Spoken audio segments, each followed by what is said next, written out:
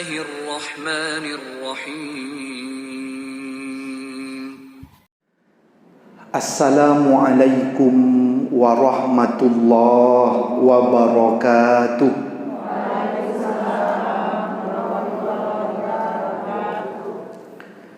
Alhamdulillah wassalatu wassalamu ala Rasulillah Nabiyyina Muhammad ibn Abdillah wa ala alihi wa sahbihi wa mawalah. La hawla wa la quwwata illa billah. Ashhadu an la ilaha illallah wa ashhadu anna Muhammadar Rasulullah. Amma ba'du, qala Allah ta'ala, a'udzu billahi minasy syaithanir rajim. Bismillahirrahmanirrahim. Ya ayyuhalladzina amanu kutiba alaikumus shiyam kama kutiba alal ladzina min qablikum la'allakum tattaqun. Wa qala an-nabiy sallallahu alaihi wasallam, man shoma ramadhana imanan wa ihtisaban ghufira lahu ma taqaddama min dzambihi. Yang saya hormati pengurus Majlis Taklim Darun Nisa, betul ya Bu? Yang saya hormati Ketua Takmir, pengurus Takmir Masjid Al-Hidayah, dan seluruh ibu-ibu, semua jamaah yang hadir. Semoga kita semua mendapatkan keberkahan, rahmat, ridha, sehat lahir batin, perlindungan dari Allah Subhanahu wa ta'ala. Amin amin ya rabbal alamin. Alhamdulillah, segala puji kita panjatkan kehadirat Allah Subhanahu wa ta'ala. Salawat salam semoga senantiasa terlimpah curahkan kepada Nabi Muhammad sallallahu alaihi wasallam. Senang sekali bisa hadir dalam pengajian ini. Kalau di Masjid Al-Hidayah saya ada jadwal rutin Jumatan, tarawih biasanya, tapi di hadapan ibu-ibu baru pagi hari ini. Tadi saya dengar dari dalam, indah, enak sekali suaranya, yang mulai membaca Quran, zikir Asmaul Husna dan sebagainya. Saya jadi mikir Bu, ini enak sekali suaranya, iramanya. Ini jangan-jangan ada hubungannya, karena mirip namanya Darun Nisa dan Nisa Sabian. Tidak ada hubungannya Bu ya? Oh, tidak ada hubungannya. Mudah-mudahan semua ibu-ibu senantiasa semangat dalam kebaikan, istiqomah, diberikan kesehatan oleh Allah Subhanahu wa ta'ala. Ibu-ibu sekalian, kita sekarang berada di bulan Sya'ban. Tanggal berapa sekarang Sya'ban ini Bu? 15. Ingat kita, karena tadi malam dikenal dengan istilah malam nisfu Sya'ban. Alhamdulillah. Biasanya Bu, kalau bukan ada momen seperti itu, kadang kita suka lupa tanggal hijriyah itu. Biasanya tanggal berapa hijriyah Bu? Biasanya masih ngitung-ngitung sulit. Tapi kalau ada momen ingat. Saya sempat tanya, Bu, kenapa sih kok sulit mengingat tanggal hijriyah itu? Kok lebih mudah tanggal Masehi? Ada ibu-ibu yang jawab ke saya, Bu, karena mungkin Ustadz, tanggal hijriyah itu sulit kita mengingatnya karena tidak ada kaitannya dengan gajian suami saya, katanya. Yang ada kaitannya itu tanggal Masehi. Saya sempat sarankan, Ibu kalau punya usaha, punya asisten rumah tangga, coba gaji dengan tanggal hijriyah, biar ingat. Awalnya beliaunya semangat, ya Ustaz, saya coba Ustaz. Tapi lama-lama mikir beliau, tapi ada kendala Ustaz katanya. Apa kendalanya Bu? Saya tanya.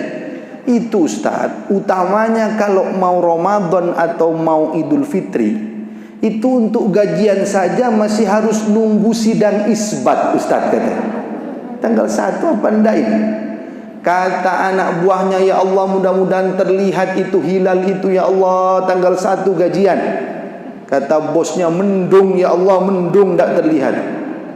Karena pakai hitungan tanggal 1 hijriyah. Mudah-mudahan kita tetap mengenal dengan baik tentang kalender dalam hijriyah kita, kalender Islam kita. Ibu-ibu sekalian, tema kita adalah amalan di bulan Sya'ban dan bersiap menyambut Ramadan.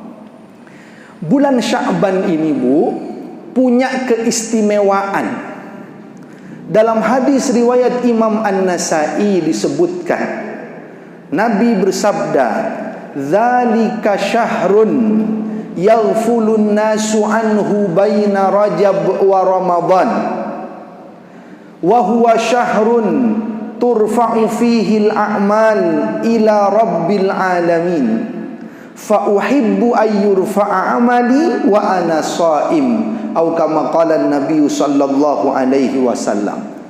Bulan Sya'ban itu kata Nabi adalah bulan yang banyak dilalaikan oleh manusia. Manusia mengira tidak ada keistimewaannya. Terletak di antara bulan Rajab dan bulan Ramadan. Padahal kata Nabi ada keistimewaannya. Apa keistimewaannya? Wa huwa syahrun turfa'u fihi al-a'mal ila rabbil alamin. Itu adalah bulan turfa'u, diangkatnya amalan-amalan kepada Allah Tuhan semesta alam, dilaporkannya amalan-amalan kepada Allah Tuhan semesta alam. Dan aku sangat ingin kata Nabi, ketika amalanku itu dilaporkan, aku dalam keadaan berpuasa. Jadi Bu, satu hikmahnya dari hadis ini, berarti Sya'ban itu bulan dilaporkannya amalan dalam setahun perjalanan kita. Hadisnya riwayat Imam An-Nasai, status hadisnya hasan, bisa dijadikan pegangan. Begitu para ulama menjelaskan tentang hadis ini. Jadi ini dalam setahun perjalanan, bahasa kita direkap, amalan kita dilaporkan kepada Allah Subhanahu wa ta'ala. Ternyata Bu, pelaporan amal itu tidak hanya setahun sekali. Ada pelaporan amal itu yang pekanan, mingguan. Kata Nabi dalam hadis Bukhari Muslim, tu'radul a'mal ilallahi rabbil alamin fi kulli jumu'atin marrataini yaumal itsnaini wal khamis, atau kama qala Nabi sallallahu alaihi wasallam. Amal-amal itu dilaporkan kepada Allah, diperlihatkan kepada Allah setiap pekannya itu 2 kali, yaitu pada hari Senin dan hari Kamis. Hadisnya sahih, Bukhari Muslim. Ada lagi Bu, pelaporan amal itu yang harian. Ini juga hadisnya Bukhari Muslim, yaitu pada waktu subuh dan waktu asar. Pada waktu subuh dan waktu asar. Disebutkan oleh Allah Subhanahu wa ta'ala, oleh Nabi Muhammad sallallahu alaihi wasallam, tentang dilaporkannya amalan-amalan itu pada waktu subuh dan asar. Kata Nabi begini hadisnya, yata'aqabuna fikum malaikatun bil laili wa malaikatun bin nahar. Silih berganti di antara kalian itu malaikat yang mengawasi, ada yang bertugas di malam hari, ada yang bertugas di siang hari. Yang ini hadisnya Bukhari Muslim. Thumma ya'rujul ladzina batu fikum, kemudian naik menghadap Allah malaikat yang mengawasimu di malam hari. Kemudian melapor. Allah bertanya, padahal Allah lebih tahu, kata Nabi, bagaimana engkau meninggalkan hambaku? Kaifa taraktum ibadi? Bagaimana kondisi hambaku saat engkau tinggalkan tadi? Apa kata malaikat? Taraknahum wa hum yusallun wa atainahum wa hum yusallun. Kami meninggalkannya dia dalam keadaan salat, kami mendatanginya juga dia dalam keadaan salat. Nampaknya ini yang dilaporkan ini hamba yang baik, Bu. Maka dilaporkannya begitu. Mudah-mudahan kita termasuk yang seperti ini. Jangan sampai dilaporkannya, saya tinggalkan masih ngorok, ya Allah. Saya datang juga masih tidur, ada. Tapi dilaporkan yang baik-baik kepada Allah. Ini hadisnya riwayat Bukhari dan Muslim, bahwa setiap subuh dan asar malaikat itu bergantian. Yang bertugas di malam hari mulai asar sampai subuh, yang bertugas di siang hari mulai subuh sampai dengan asar. Ini berbeda dengan malaikat yang di kanan dan di kiri kita, beda lagi. Kalau yang di kanan dan di kiri kita tetap dia, tapi kalau ini silih berganti siang malam, siang malam. Kalau yang kanan dan kiri tetap. Allah sebut dalam surat Qaf ayat 17-18, surat 50 ayat 17-18. A'udzu billahi minasyaitonir rajim. Bismillahirrahmanirrahim. Idh yatalaqqal mutalaqqiyani 'anil yamini wa 'anil shimali qa'id. Ma yalfidhu min qawlin illa ladaihi raqibun 'atid. Kata Allah Subhanahu wa ta'ala, ingatlah ketika duduk di kanan dan kirimu dua malaikat yang menjaga. Kata Allah, tidak ada satu kata pun yang terucap kecuali ada malaikat yang mencatatnya dengan sangat teliti. Jadi kalau yang harian, Bu, subuh dan asar, hadisnya Bukhari Muslim. Kalau yang pekanan tadi, Senin dan Kamis, hadisnya Muslim. Hadisnya Muslim. Jadi ini hadis-hadis sahih tentang dilaporkannya amalan. Maka Bu, perbagus amal-amal kita, istighfari dosa-dosa kita, karena ternyata terus secara berkala dilaporkan menghadap Allah Subhanahu wa ta'ala. Hari ini kita duduk di sini, Bu, dilaporkan oleh para malaikat, nanti dicatat, dilaporkan. Nah, mudah-mudahan ini laporan-laporan yang baik-baik nanti. Ya Allah, ibu ini ikut pengajian, dilaporkan. Walaupun mungkin juga detil-detilnya. Ya Allah, ibu ini ikut pengajian tapi agak ngantuk-ngantuk sedikit. Laporkan. Nah, detil itu, Bu, nanti diperinci, disampaikan kepada Allah. Maka ada yang bilang, Bu, senang kalau hadir di pengajian itu. Malaikat-malaikat mendoakan. Dalam hadis disebutkan bagi yang mengkaji Al-Quran dan sebagainya. Bahkan kata Nabi, ini adalah salah satu di antara taman-taman surga. Idza marartum biriyadil jannah farta'u. Kalau engkau lewat bertemu dengan taman surga di muka bumi, bergabunglah. Kata para sahabat, apa taman surga di muka bumi? Dia adalah hilqudz dzikr, kata Nabi. Halaqah-halaqah yang mengingatkan kepada Allah Subhanahu wa ta'ala. Maka kita di sini nih, Bu, ini sebenarnya di hadapan Allah kita sedang duduk di taman-taman surganya Allah Subhanahu wa ta'ala. Itu nilai pahalanya di sisi Allah. Sampai ada yang bilang, Ustaz, berarti pengajian itu taman surga? Ya.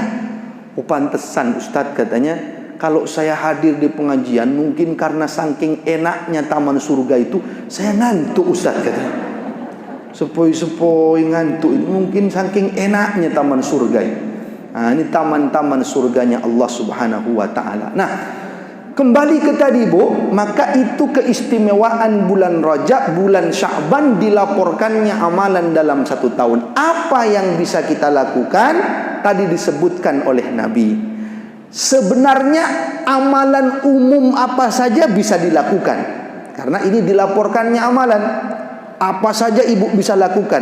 Tapi kalau bertanya apa yang khusus, maka Nabi menyebutkan tadi, Nabi memperbanyak berpuasa. Jadi Nabi memperbanyak berpuasa. Jadi amalan apa saja lakukan, khususnya memperbanyak puasa sunnah. Disampaikan oleh Ibunda Aisyah bahkan Nabi itu puasanya di bulan Sya'ban. Lam yakunin nabiyyu sallallahu alaihi wasallam yasumu syahran aktsara min Sya'ban. Ini hadis riwayat Imam Bukhari. Nabi itu tidak pernah puasa dalam 1 bulan yang paling banyak untuk puasa sunnah melebihi puasa sunnahnya di bulan Sya'ban. Fa innahu kana yasumu kullahu. Nabi itu berpuasa Sya'ban seluruhnya dalam hadis ini. Nanti dijelaskan lagi oleh Ibunda Aisyah dalam hadis yang lain. Maksud seluruhnya itu adalah kana yasumu Sya'bana kullahu, kana yasumu Sya'bana illa qalila. Nabi itu berpuasa Sya'ban seluruhnya kecuali beberapa hari saja yang Nabi tidak puasa. Jadi maksudnya bukan sebulan penuh, tapi kebanyakannya Nabi di bulan itu adalah berpuasa. Hanya sebagian kecil yang Nabi tak puasa di bulan Sya'ban. Jadi hampir-hampir, maksudnya seluruhnya Nabi berpuasa. Hampir-hampir. Saking banyaknya Nabi berpuasa di bulan Sya'ban. Maka kalau saya lihat wajah-wajah ibu-ibu hari-hari ini, saat ini agak lemes-lemes sedikit, ini nampaknya berpuasa semuanya. InsyaAllah yang puasa, Bu ya. Tapi kalau saya lihat ada kue-kue di depan, nampaknya belum berpuasa. Tak apa-apa, karena ini puasa sunnah. Ada yang bilang, Ustaz, saya baru tahu hadisnya bahwa perbanyak puasa Sya'ban, tapi ini sudah kadung saya makan Ustaz. Boleh enggak saya niatkan sahur ini Ustaz? Katanya. Oh, tak bisa, karena sudah siang hari dia. Maka ibu-ibu perbanyak puasa sunnah. Utamanya maaf-maaf yang punya hutang puasa Ramadan. Yang punya hutang segerakan qadha di bulan Sya'ban ini, sekaligus dapat keberkahan bulan Sya'ban. Ibu-ibu sudah lunas puasanya? InsyaAllah sudah lunas. Ada yang bilang, Bu, saya hutang puasanya tak hitung-hitung itu 35 hari. Banyaknya. Ternyata dirapel dengan tahun-tahun sebelumnya belum tuntas. Tetap harus dibayar, Bu, walaupun sudah lewat waktunya. Para ulama nanti hanya berbeda pendapat apakah yang sudah telat sekian tahun itu pakai fidyah juga atau tidak. Jadi kalau qadha-nya tetap harus dibayar. Cuman apakah ditambah fidyah atau tidak, karena dia sudah nunggak 2 tahun. Suatu ketika ada ibu-ibu, Bu, dia puasa nyaur hutang Ramadannya di Sya'ban ini luar biasa. Sampai hari-hari terakhir Sya'ban dia puasa karena baru tuntas bulan qadha Ramadannya. Lalu dia sore-sore ke pasar, Bu, beli ini, beli ini, beli ini, beli ini. Ketika mau pulang, dia lihat ada jeruk. Dia pengen buka puasa dengan jeruk. Akhirnya dia beli jeruk itu. Begitu mau bayar, uangnya kurang. Kata dia, Mas, boleh ndak kalau saya hutang dulu, sebagiannya saya bayar seadanya, sisanya saya hutang. Karena saya pengen sekali, Mas, berbuka puasa pakai ini. Kata Masnya, boleh, Bu, ndak apa-apa, Ibu sudah sering ke sini, bawa saja dulu. Lalu Masnya ini nanya, Ibu puasa apa sih, Bu? Kan Ramadan belum. Ini Mas cerita dia, saya, Mas, hutang Ramadan 2 tahun lalu saya tunda-tunda, baru bisa bayar sekarang hutang puasa itu. Apa kata penjual jeruknya? Oh, kalau begitu jangan hutang jeruk ke saya, Bu, katanya. Loh, kenapa, Mas, katanya? Hutang sama Allah saja 2 tahun Ibu baru bayar, katanya. Apalagi hutang ke saya ini. Maka percepat bayar hutangnya. Ada sedikit ketentuan, Bu, tentang puasa bulan Sya'ban ini. Apa itu ketentuannya? Selain memperbanyak puasa sunnah tadi, ketentuan berikutnya adalah ada hadis Nabi, riwayat Imam Abu Daud, idzan tasofa Sya'ban fala tasumu. Kalau Sya'ban sudah tinggal separuh, maka jangan lagi kalian berpuasa. Tapi hadis ini diperdebatkan oleh para ulama, apakah derajatnya sahih atau tidak. Tapi walaupun ada yang berpendapat hadis ini sahih dari Nabi, pemahamannya bukan larangan mutlak untuk berpuasa setelah separuh Sya'ban. Maksudnya, kata para ulama, ini larangan bagi orang yang tidak terbiasa puasa sunnah.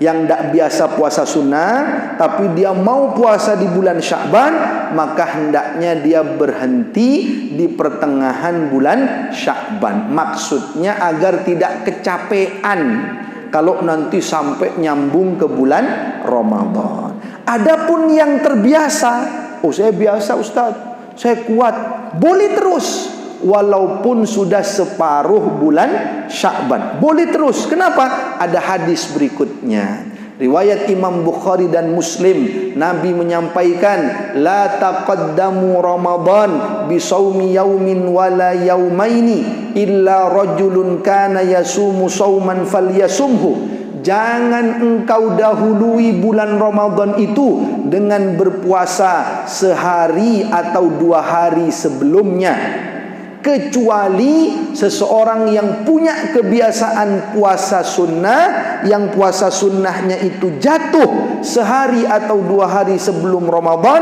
maka dia masih boleh berpuasa sunnah itu. Bagaimana kesimpulannya? Begini, Bu. Pertama, perbanyak puasa sunnah di bulan Sya'ban.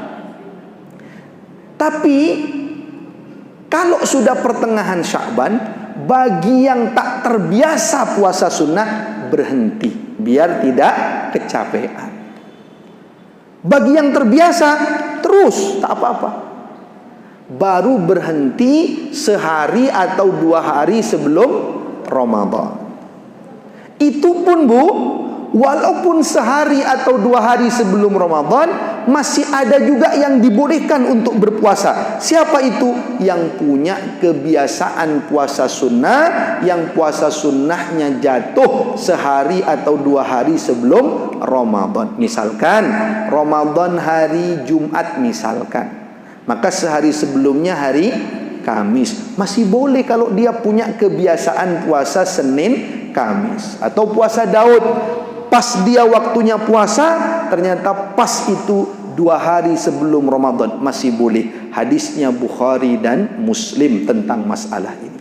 Apalagi yang belum qadha, maka dia laksanakan, karena sudah mepet sekali, berarti tuntaskan hutang puasanya.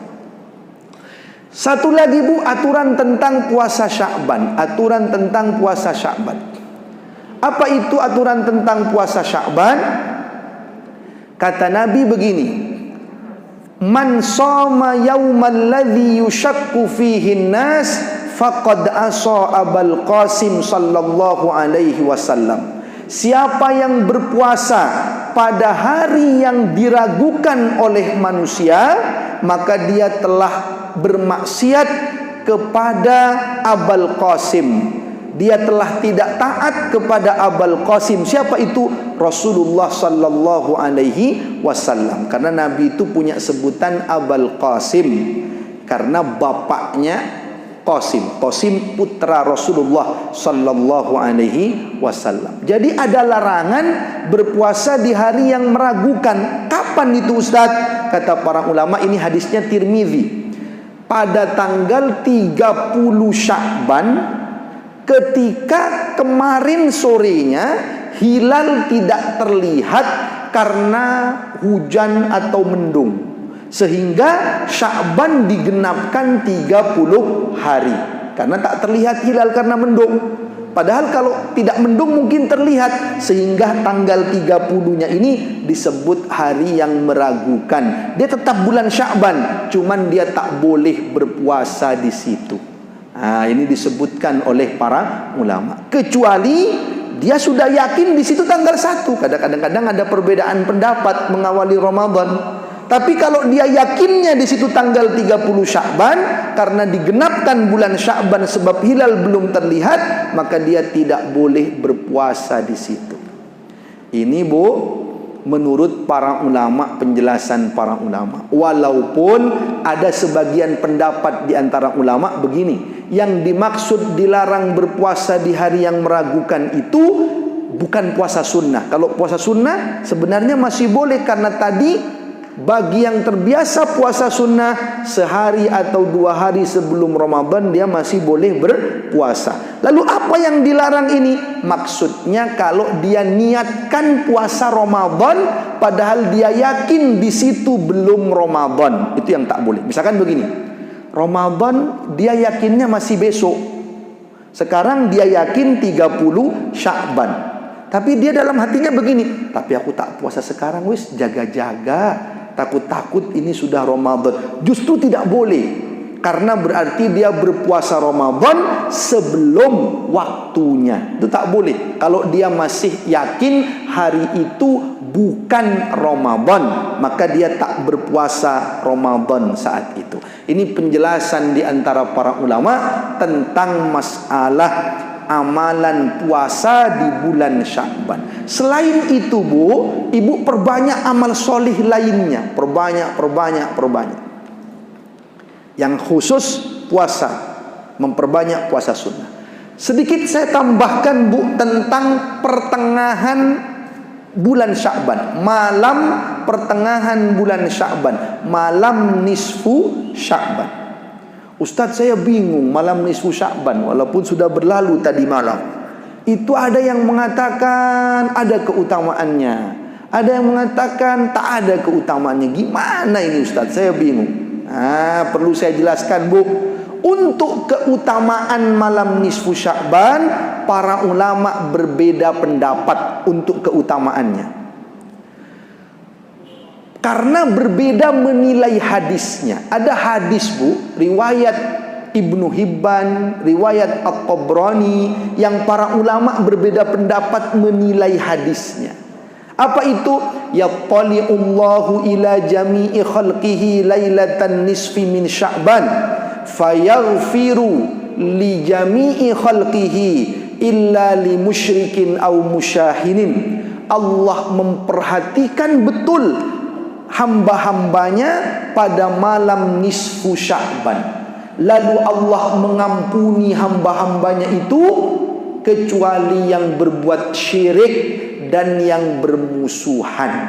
Hadis ini menurut sebagian ulama sahih, tapi menurut sebagian yang lain hadis ini lemah.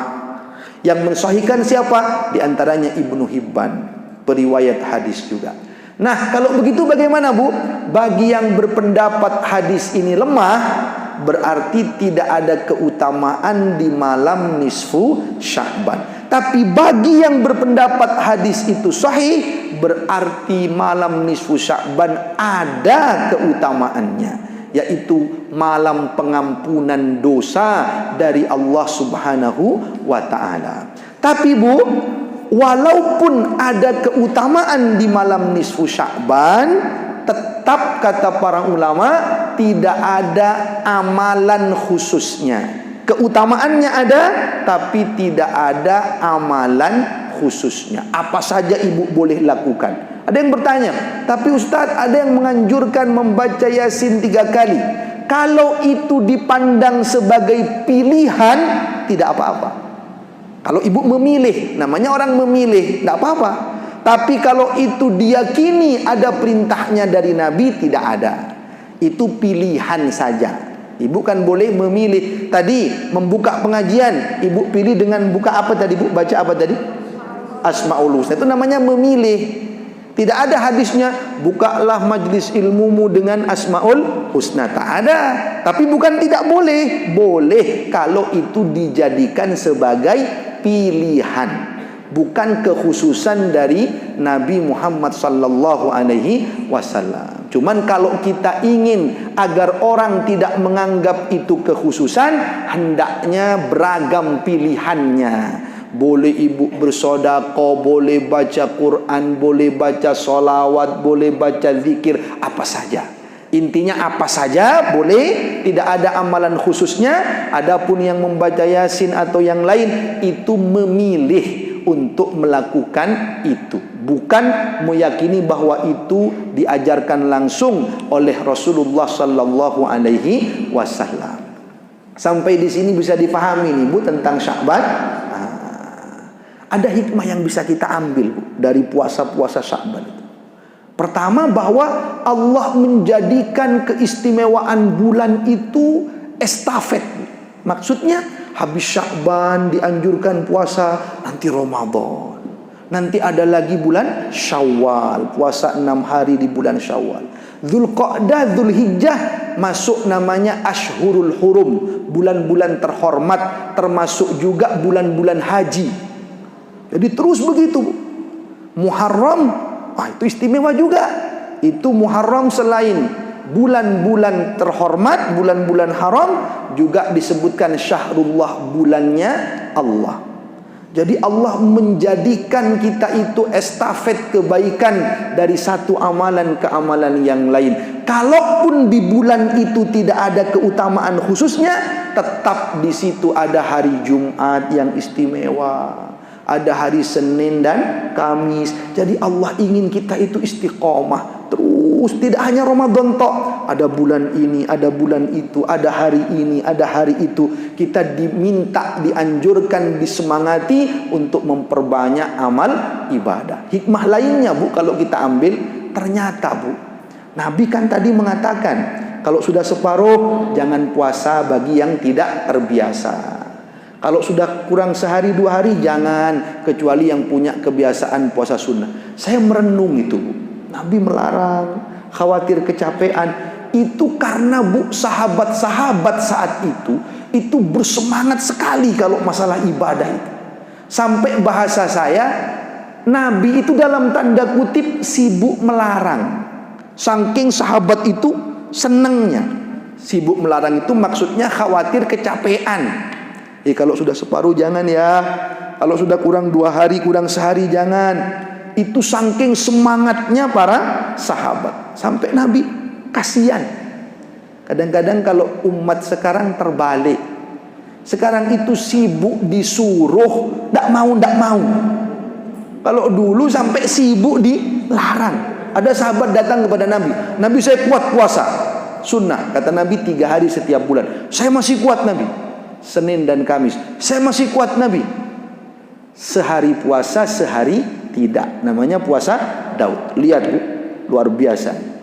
Kalau kita misalkan puasa 3 hari setiap bulan, oleh tan Nabi sak dino tok Nabi. Nah, ditawar kalau gitu. Jadi semangatnya sahabat itu luar biasa. Maka ada ungkapan begini, kita itu katanya dengan sahabat-sahabat Nabi itu katanya bedanya sedikit-sedikit. Kok bisa Ustaz? Ya, bedanya sebenarnya sedikit-sedikit, tapi jadi banyak juga. Apa contohnya? Katanya begini Bu, bedanya sedikit-sedikit itu. Kalau sahabat Nabi sedikit tidur, kita sedikit-sedikit tidur. Bedanya sedikit-sedikit Bu. Kalau sahabat Nabi sedikit makan, kita sedikit-sedikit makan. Jadi akhirnya jauh juga perbedaannya. Mudah-mudahan kita bisa meneladani para sahabat, meneladani Rasulullah sallallahu alaihi wasallam. Berikutnya Bu, singkat-singkat saja. Sekarang persiapan menuju Ramadan. Singkat-singkat saja. Ada 3 persiapan yang dianjurkan untuk dilakukan. 1, namanya persiapan ruhiyah, persiapan jiwa, persiapan hati, persiapan batin. Kenapa ini penting? Karena kalau hatinya sudah bahagia menyambut Ramadan, dia akan sungguh-sungguh menyiapkan hal-hal yang lainnya. Jadi dimulai dari hati dulu. Persiapkan, senangkan hati kita menyambut Ramadan. Ada sebagian Bu yang sumpek mau Ramadan itu, tak suka. Jangan seperti ini. Apa kata dia?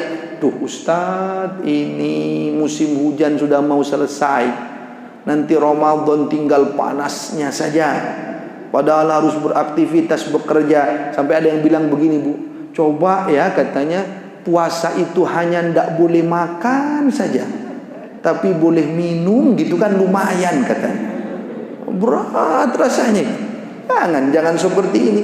Ada yang punya rumah makan, punya warung makan, dia merasa omset saya turun ini, kalau ndak mau turun harus buka sahur, capek, lelah, berat rasanya. Jangan. Kita tak boleh susah dengan Ramadan. Kita harus senang. Tapi hati-hati Bu, ada pula orang yang senang menyambut Ramadan, tapi senangnya itu nampaknya senang yang kulit luarnya saja, senang gegap gempitanya saja. Ini sebenarnya baik, cuman kalau hanya berhenti di situ jadi kurang baik. Maksudnya bagaimana? Khawatir tidak istiqomah nanti ketika masuk Ramadan, karena hanya senang dengan ramainya Ramadan saja. Ada yang bilang, kenapa kamu senang Ramadan? Senang saya Ramadan itu. Kenapa? Karena di akhir-akhir Ramadan akan dapat THR. Itu senangnya karena itu. Sampai ada survei Bu katanya, ternyata yang paling disukai orang berpuasa itu bukan teh kotak, bukan teh celup, tapi THR katanya. Itu paling disukai. Maka orang berlomba-lomba, orang senang. Senang tak masalah, tapi kalau hanya itu yang dijadikan rasa senang, nanti tak istiqomah. Ada yang senang, kenapa kok senang Ramadan? Senang karena banyak buka bersama. Senin buka bersama alumni kampus, besoknya alumni SMA, besoknya alumni SMP, besoknya alumni SD, besoknya alumni TK. Ada juga. Senang ini rame-rame. Boleh senang, tapi jangan berhenti di situ. Agar kita istiqomah di Ramadan, senangnya harus dari dalam hati. Betul-betul secara hakiki, benar-benar senang Ramadan itu. Bagaimana caranya Bu? Renungkanlah keutamaan Ramadan yang luar biasa yang Allah akan berikan kepada kita. Apa Bu keutamaan Ramadan itu? Di antaranya satu, Ramadan itu datang untuk menghapuskan dosa-dosa yang pernah kita lakukan dalam hidup ini.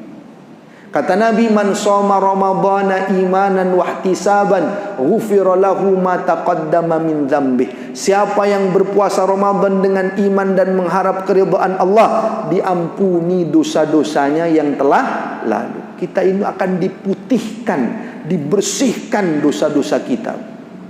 Malamnya tarawih sama, hadisnya mirip. Man qama ramadhana imanan wa ihtisaban ghufira lahu ma taqaddama min dzambi. Yang melakukan qiyam Ramadan, salat tarawih, diampuni dosa-dosanya yang telah lalu. Memang kata para ulama, maksudnya ini dosa-dosa kecil. Dosa-dosa besar bagaimana Ustadz? Dosa-dosa besar juga akan diampuni, tapi tak otomatis. Kalau dosa kecil, otomatis terhapus dengan puasa, otomatis terhapus dengan sholat tarawih. Kalau dosa besar, dia harus ada taubatnya secara khusus kepada Allah Subhanahu wa ta'ala. Tapi jangan khawatir, Ramadan tempatnya kita bertaubat.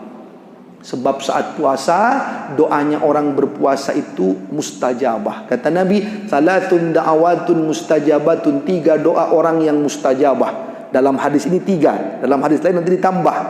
3 ini siapa? Da'watus shaim, doanya orang berpuasa. Wa da'watul mazlum, doanya orang terzalimi. Wa da'watul musafir, doanya orang yang perjalanan jauh.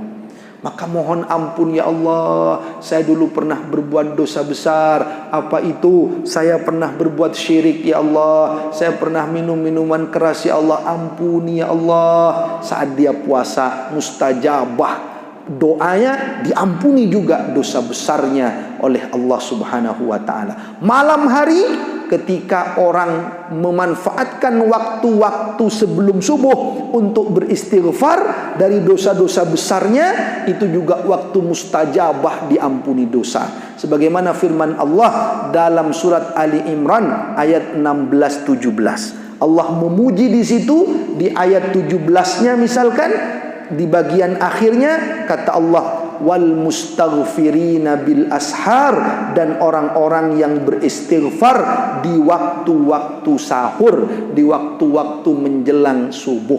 Maka ini luar biasa, Bu. Kalau begitu berarti dosa kecil, dosa besar diputihkan. Pagi dosa kecil diputihkan dengan puasa, malam diputihkan dengan sholat tarawih. Pagi dosa besar diampuni dengan taubat saat dia berpuasa, dia berdoa. Malam dia beristighfar dari dosa besarnya di waktu sahur.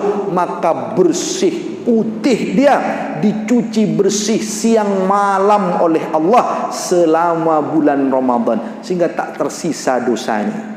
Orang kalau sudah tak ada dosa diampuni maksudnya oleh Allah, maka dikubur dia tak perlu disiksa. Nikmat kubur yang dia dapatkan saat dia sendirian, nikmat dosa sudah diampuni.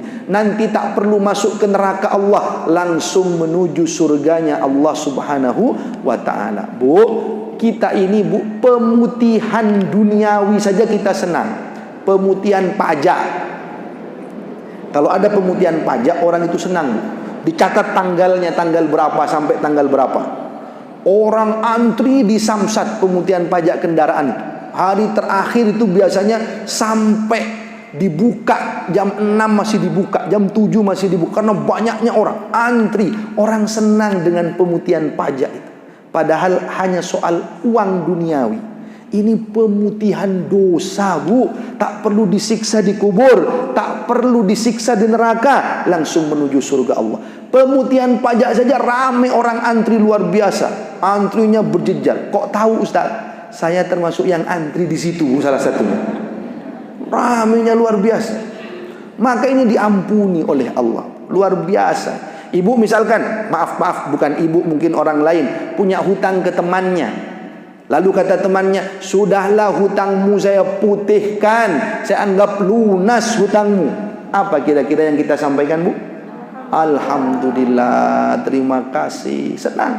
Bahkan ada yang menyampaikan ke saya tidak hanya alhamdulillah terima kasih Ustaz, ada lagi apa? Alhamdulillah terima kasih oleh tak utang maneh, katanya. Karena sudah diputihkan, dibersihkan. Ini, Bu, senangnya kita dengan Ramadan. Maka bukan hanya sekedar gegap gempitanya, tapi senang dari dalam hati kita menyambut datangnya bulan Ramadan ini. Kedua, persiapan lahiriah, persiapan jasmani, jasadiah, persiapan jasad. Maka yang sakit ke dokter tanya, apakah bisa berpuasa? Ibu-ibu yang sepuh, bagaimana caranya?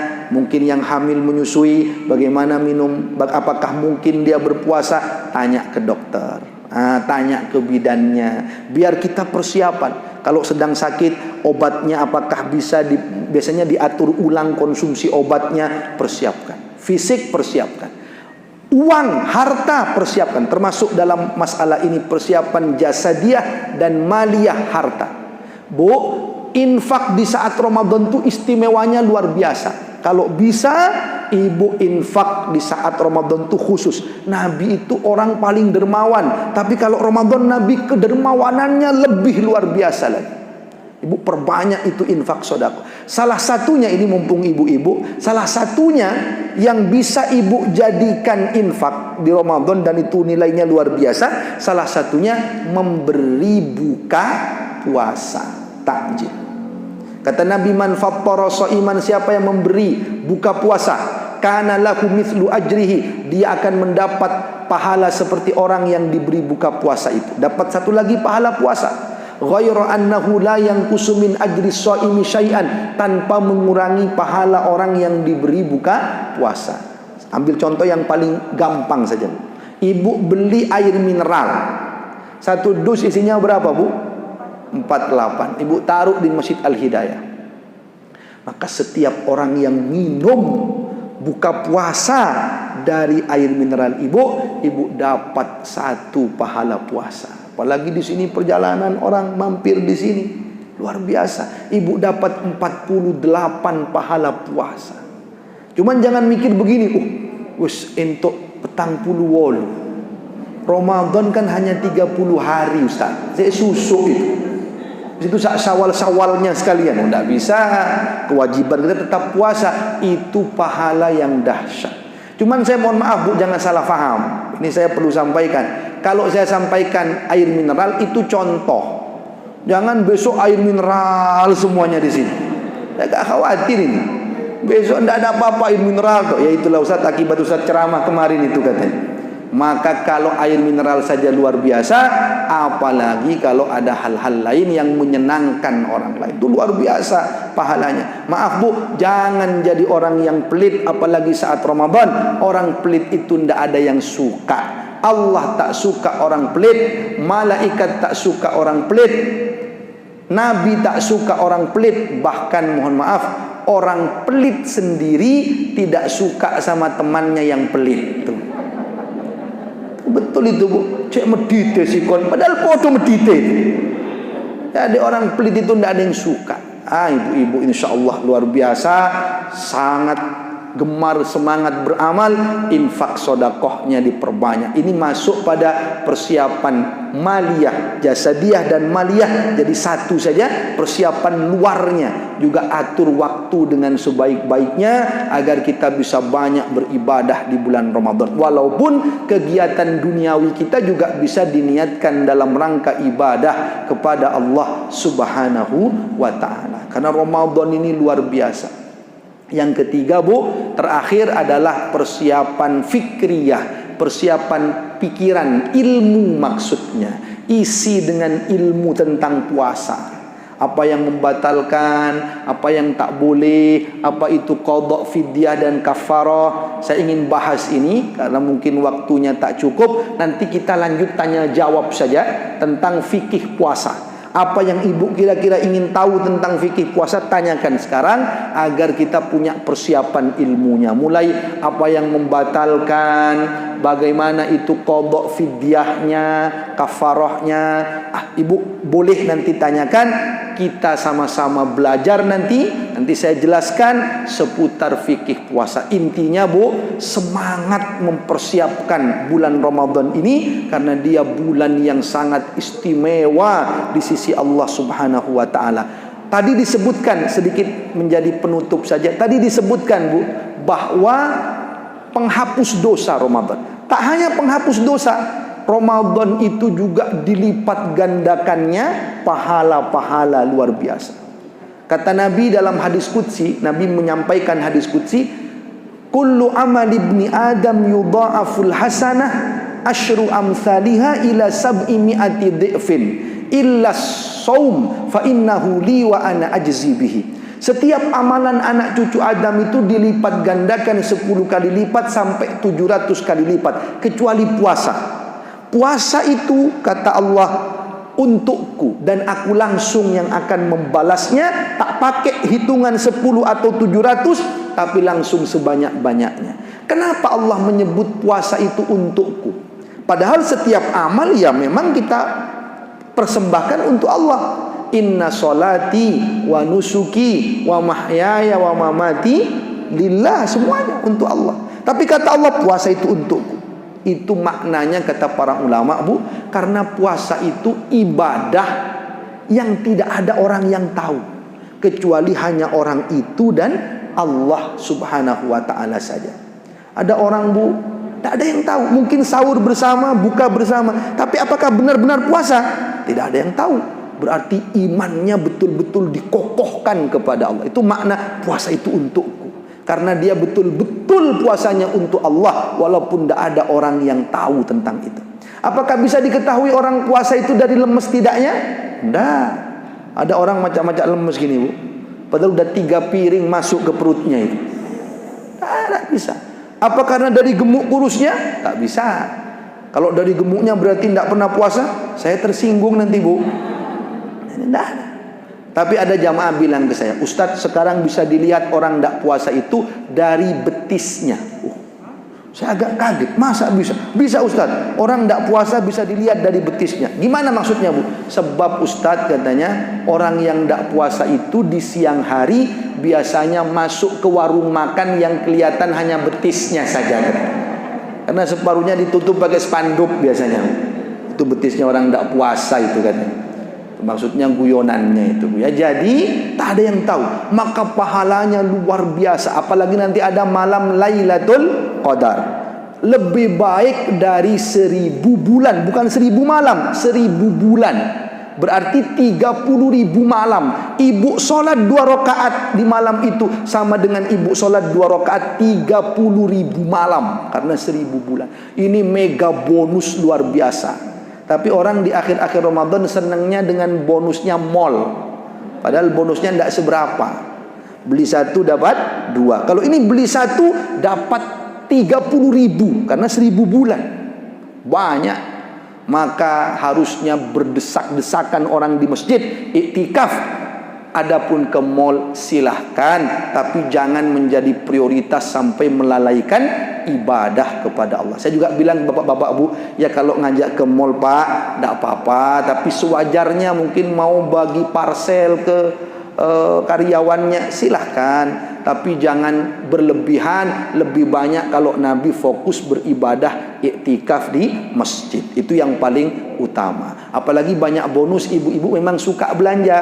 Cuman saya sampaikan kepada bapak-bapak, Pak, kalau lagi banyak bonus, banyak diskon, bapak-bapak ngajak ibu-ibu belanja, bapak-bapak itu harus lebih mesra dengan istrinya, harus sering-sering dipegang tangan istrinya, agar tidak ngambil banyak-banyak, maksudnya tidak dipegang, ambil banyak-banyak diskon itu. Maka mudah-mudahan kita bersiap menuju Ramadan ini. Sya'ban kita optimalkan ibadah, khususnya puasa, menyambut Ramadan dengan hati bahagia, siap harta kita, siap fisik kita, siap ilmu kita. Nanti kalau ada pertanyaan seputar puasa-puasa, mari kita bahas bersama dalam kajian kali ini. Saya kira itu dulu dari saya, ibu-ibu sekalian. Kurang lebihnya saya mohon maaf. Saya persilahkan dulu kalau ada pertanyaan dari ibu-ibu semuanya, silakan. Monggo Bu, silakan. Saya mau tanya Ustaz, kan tadi adanya kalau suatu hari mau puasa jangan puasa gitu ya. Tapi kan ada perbedaan pendapat. Kadang ada yang sudah puasa hari itu, kadang ada yang besoknya. Betul. Itu hukumnya bagaimana Ustaz? Ya. Karena dia ada yang sudah lihat hilal, sudah boleh puasa. Okay. Ada yang satu lagi pendapatnya beda. Okay. Nggak bisa nyalahkan ya. Betul. Bagaimana caranya itu supaya kita bisa sama-sama, sehingga Idul Fitrinya pun nggak sama. Itu saya kadang-kadang sedih. Kita sedih itu kamu ke siapa? Tolong hukumnya bagaimana? Baik. Itu ke satu ya. Keduanya, saya melihat itu kan saya punya komunitas juga. Ada yang nulis, oh ya tadi yang Ustaz sampaikan ada harus diusahakan, harus baca Yasin 3 kali, tetapi itu hanya pilihan. Betul.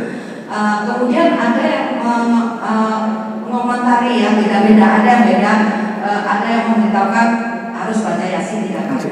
Itu baru saya baru ya.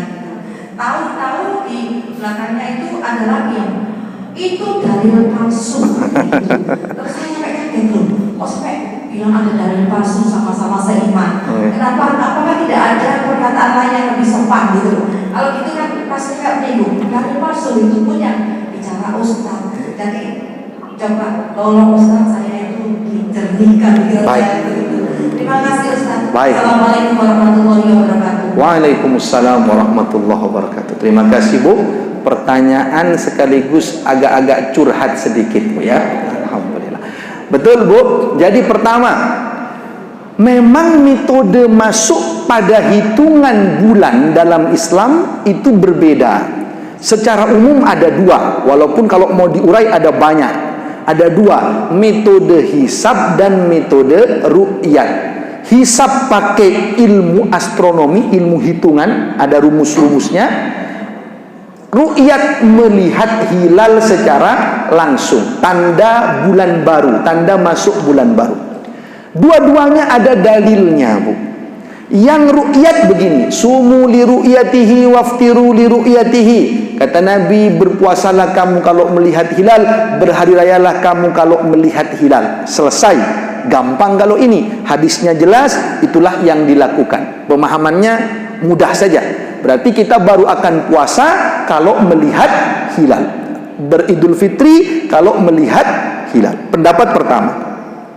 Tapi ada yang berpendapat hisab, pakai rumus-rumus, dihitung, ilmu astronomi, ilmu falak namanya. Ada ilmunya. Kalau sudah dihitung, ada ketinggian hilal, itu ketinggian hilal ada di atas ufuk, berapapun ketinggiannya, berarti besok sudah tanggal 1, walaupun tidak bisa dilihat. Yang penting secara hitungan, hilal itu sudah wujud, ada di atas ufuk. Namanya hisab wujudul hilal. Apa dalilnya yang kedua ini? Hadis Nabi juga. Nabi mengatakan begini, inna ummatun ummiyatun, sesungguhnya umatku adalah umat yang buta huruf, la naktubu wa la nahsub, tidak pandai menulis, tidak pandai ilmu hisab. Itu di zaman Nabi. Asyahra hakadha wa hakadha, bulan itu kadang-kadang seperti ini, kadang-kadang seperti ini. Maksudnya kadang-kadang 29, kadang-kadang 30. Nah, pendapat kedua ini begini memahaminya, Bu. Oh, berarti Nabi dulu pakai ru'yat, melihat hilal secara langsung, karena di zaman itu umat Nabi tak pandai menulis, tak pandai ilmu hisab.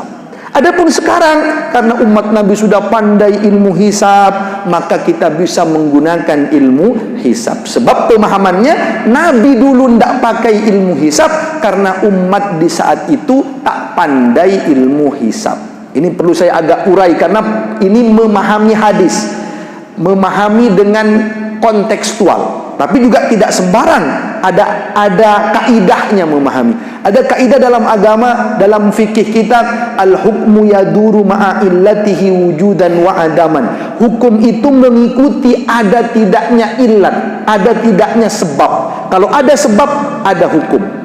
Misalkan kita ambil contoh yang gampang lah, biar ibu-ibu mudah memahaminya. Contoh misalkan, saat sakit kita boleh tayamum, tapi kalau sudah sembuh, wudu. Jadi hukum itu mengikuti sebabnya. Dulu pakai ru'yat karena belum menguasai hisab. Sekarang sudah menguasai, maka sekarang boleh pakai hisab. Ini menurut pendapat yang kedua ini. Karena begini kata pendapat yang kedua ini, Bu. Kenapa kita menggunakan hisab? Karena begini, hisab itu dipandang lebih akurat. Buktinya apa? Kita itu, Bu, dulu untuk menentukan waktu sholat itu harus melihat matahari atau bayang-bayang. Kalau sudah matahari di atas tergelincir sedikit ke barat, baru azan zuhur. Kalau sudah bayang-bayang suatu benda sama dengan benda itu, baru azan asar. Hari ini orang tak perlu melihat matahari bayang-bayang, langsung melihat jadwal waktu sholat. Zuhur 11.35, Allahu Akbar, Allahu Akbar. Padahal tak lihat matahari. Dari mana itu? Dari ilmu hisab. Apalagi ilmu hisab itu tak bisa menghitung kapan gerhana, hari apa, jam berapa, menit ke berapa, detik ke berapa, berapa lama, itu bisa diketahui. Karena ilmu hisab sekarang sudah sangat canggih. Dua inilah, Bu, yang berbeda pendapat setidaknya dalam penentuan ini. Kalau begitu bagaimana, Ustadz? Kembali ke keyakinan masing-masing. Bagi yang meyakini hari ini belum Ramadan, jangan puasa Ramadan. Bagi yang meyakini hari ini sudah Ramadan, silahkan puasa Ramadan. Itu kembali kepada keyakinan masing-masing, saling menghormati satu dengan yang lain. Karena memang para ulama beda pendapat. Jangan sampai begini, Bu, ada yang nanya, kamu puasa pakai metode apa? Saya pakai metode ru'yat.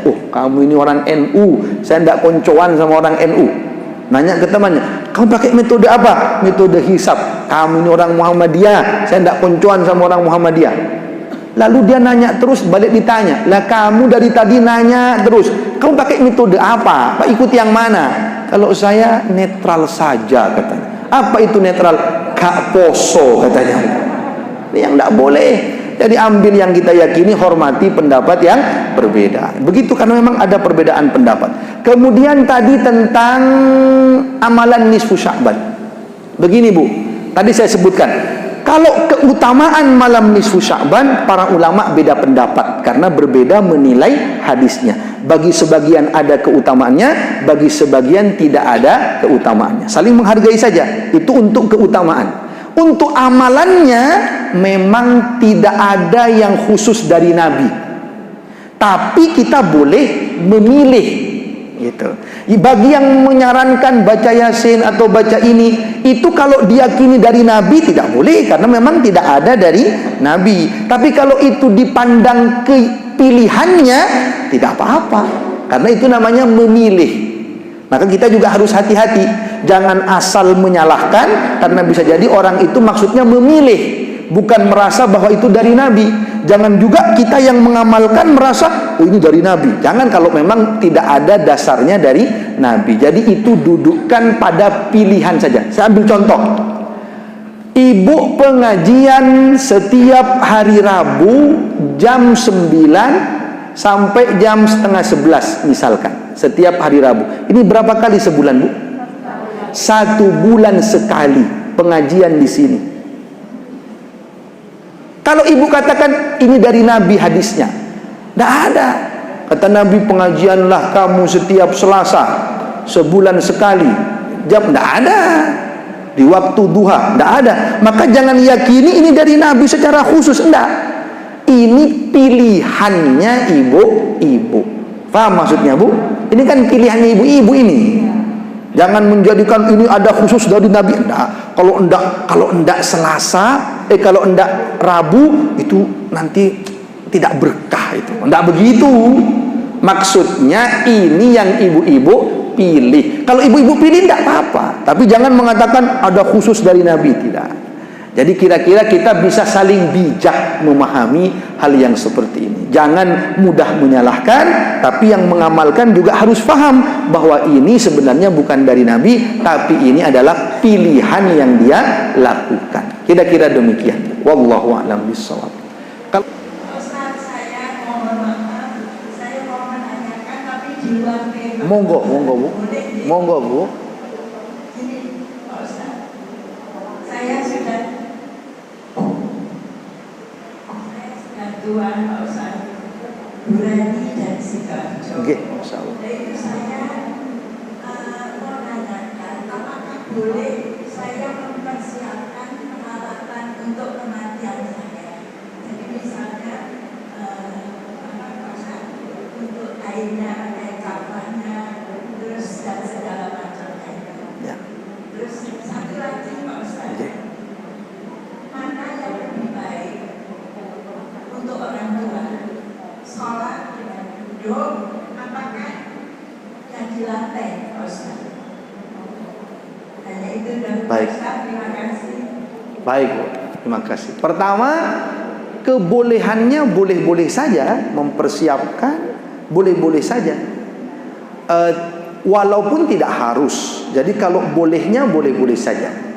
Ada misalkan Bu di tempat saya, maaf, karena penguburan itu ditempatkan di tempat yang agak tinggi dan tanahnya itu berbatu, sehingga sebagian menggali dulu, digali dulu, dipersiapkan, karena perlu biaya itu, karena berbatu tanahnya, dipersiapkan lalu ditutup nanti. Nah, untuk persiapan saja. Mempersiapkan seperti itu tak masalah, tak apa-apa. Itu dibolehkan saja. Apakah kain kafan dan sebagainya, boleh-boleh saja. Cuman jangan, maaf kata Nabi, jangan mengharap kematian, tak boleh. Dan jangan itu melemahkan semangat hidup. Jangan. Justru harus semangat hidup itu. Jangan begini Bu, oh sudah disiapkan semuanya, begitu diajak temannya, hei ayo kita makan-makan yuk, kita ke rumah makan ini sambil silaturahim. Lalu ada yang mengatakan, sudahlah kita semua mau mati ini katanya. dan tidak semangat lagi. Tak boleh, harus semangat. Justru karena kita ini semua akan mati, kita akan mempersiapkan yang terbaik, silaturahim dengan orang, membahagiakan orang lain, berinfak sedekah, diajak orang makan, ayo saya yang traktir. Nah, semangatnya harus begitu. Jangan dengan mempersiapkan itu lalu loyo, nah. Karena tak pernah ada yang tahu kapan itu kematian. Yang muda bisa lebih cepat kalau Allah menghendaki. Yang sepuh bisa lama kalau Allah menghendaki. Jadi jangan ciut semangat. Mempersiapkan boleh-boleh saja. Tuh, ya. Yang kedua, bagaimana untuk duduk? Apakah di lantai atau di kursi? Mana yang lebih mudah saja bagi ibu-ibu? Karena prinsipnya begini kata Nabi, sholli qa'iman, solatlah dengan berdiri. Fa in lam tastati' fa qa'idan, kalau tidak bisa dengan duduk. Fa in lam tastati' fa ala jambin, kalau tidak bisa dengan berbaring. Jadi mana yang paling ibu memungkinkan saja. Kadang-kadang kalau disuruh duduk di bawah ada yang linu-linu, Bu. Nah, maka dia duduknya di atas. Jadi yang mana yang paling memungkinkan untuk ibu, yang paling nyaman untuk ibu. Karena memang dibolehkan semuanya. Nggih. Monggo. Ada lagi ibu-ibu? Mungkin ada pertanyaan yang lain? Silakan, ada? Monggo. Assalamualaikum warahmatullahi wabarakatuh. Waalaikumsalam. Saya Dewi di Surabaya. Menanyakan berkaitan dengan berpuasa pada saat hari raya. Nggih. Sekarang kan ramai-ramainya ada yang bilang kalau berpuasa pada saat hari raya berdosa. Karena kita memang posisi hari rayanya. Nah itu ketika ada perbedaan hari raya, Bu, ya. Ada yang bilang gak boleh berpuasa pada saat hari raya. Ada yang pilih amannya. Sudah saya berhenti sekarang gak puasa, tapi nanti saya sholat idnya besok lusa. Jadi bagaimana hukumnya kalau ada yang bilang itu berdosa? Ada yang bilang tidak. Baik. Baik. Baik. Jadi lagi-lagi, Bu, dalam masalah perbedaan pendapat seperti ini, itu kembali kepada yang diambil, keyakinan yang diambil dari berbagai pendapat itu. Maksudnya, kalau ada perbedaan pendapat di antara ulama, maka lagi-lagi kembali kepada pendapat mana yang mau kita ambil. Itu berlaku untuk kita, tidak berlaku untuk orang lain. Kalau ibu hari itu yakinnya masih Ramadan, puasa. Kalau ibu hari itu yakinnya Idul Fitri, maka berhari raya. Jadi, Bu, jawabannya, kesimpulannya begini. Orang itu ketika dia masih puasa, walaupun yang lain sudah hari raya, sah puasanya kalau dia yakin hari itu memang masih puasa. Yang berhari raya juga sah hari rayanya, karena dia yakin hari itu sudah hari raya. Kembali kepada keyakinannya masing-masing. Karena dalam masalah fikih, perbedaan ada kaidah oleh para ulama begini. La inkara fi masailil ijtihad, tidak boleh saling mengingkari dalam masalah-masalah ijtihad. Karena begini, Bu, kalau ada yang bilang saya mau berbukanya sekarang, tapi hari rayanya bukan besok. Maaf, bagaimana tadi kata Ibu? Saya berbukanya sekarang, tapi Idul Fitrinya masih besok. Yang memilih begitu pun itu juga tak sesuai dengan Nabi. Nabi itu kalau berbuka ya langsung berhari raya. Tidak pernah Nabi hari ini berbuka, sholat idnya besok, tidak pernah juga Nabi begitu. Jadi itu lagi-lagi kembali kepada keyakinan masing-masing. Saya pribadi, Bu, saya pribadi sekali lagi, saya memandang di antara hisab dan ru'yat, bagi pandangan pengkajian saya pribadi, saya menganggap lebih akurat memang hisab. Sebagaimana ketika orang mau azan, dia cukup melihat jadwal waktu sholat tanpa melihat hilal, tanpa melihat matahari, dia bisa langsung azan. Sehingga ini lebih akurat dalam pandangan saya. Tapi saya menghormati setiap perbedaan pendapat yang ada. Silahkan ibu meyakini yang lain, tak apa-apa. Tapi sekali lagi selama masih ada pendapat ulamanya di situ. Tapi memang kalau dalam pengkajian saya pribadi, memang hisab itu dia lebih akurat. Akuratnya itu begini Bu, dan memudahkan. Contohnya begini. Jadi orang sudah tahu kapan Idul Fitri. Persiapannya itu lebih nyaman. Tidak perlu menunggu kadang-kadang ini tarawih apa enggak, ini malam terakhir. Masih harus menunggu informasinya karena sudah dihitung, sudah akurat. Tapi sekali lagi, kalau ada perbedaan pendapat harus saling menghargai, karena itu semua ada pandangan ulamanya, ada argumentasinya yang luar biasa, sudah diteliti oleh para ulama yang berkompeten di bidangnya. Saya bocorkan sedikit Bu. Menurut ilmu hisab, Idul Ramadan kali ini bersama-sama, tapi Idul Fitri berbeda. Ini yang ditakutkan ibu-ibu tadi itu terjadi nampaknya tahun ini. Ramadannya bersama, Idul Fitrinya berbeda. Ada ibu-ibu memang yang agak lemes, aduh beda lagi Ustaz. Tapi ada ibu-ibu yang bilang ke saya, tapi ada hikmahnya Ustaz. Apa hikmahnya Bu? Kalau Idul Fitrinya 2 kali, saya bisa minta ke suami THR 2 kali juga katanya. Nah, jadi nampaknya ada perbedaan. Sekali lagi mari kita saling menghargai, saling menghormati, karena dua-duanya itu punya argumentasi yang sama-sama kuatnya. Nah, maka yang yakin puasa, puasa. Yang yakin Idul Fitri, Idul Fitri. Mudah-mudahan nanti Bu bisa disepakati. Nah, suatu saat nanti saya juga berkeinginan, berharap disepakati mana yang akan dipakai. Nah, itu akan lebih bagus lagi agar serentak kita semua bisa beridul fitri dan bisa berRamadan bersama-sama. Tapi intinya ada perbedaan yang harus saling menghargai. Saya kira begitu. Cukup Bu, kita tutup dengan doa sama-sama. Mudah-mudahan Allah Subhanahu wa taala mengabulkan semua doa-doa yang kita panjatkan kepada Allah Subhanahu wa taala. A'udzubillahi minasyaitonir rajim. Bismillahirrahmanirrahim. Alhamdulillahi rabbil alamin, hamdan yuwafi ni'amahu wa yukafi'u mazidah. Ya Rabbana lakal hamdu kama yanbaghi li jalali wajhikal karim wa azimi sultanik.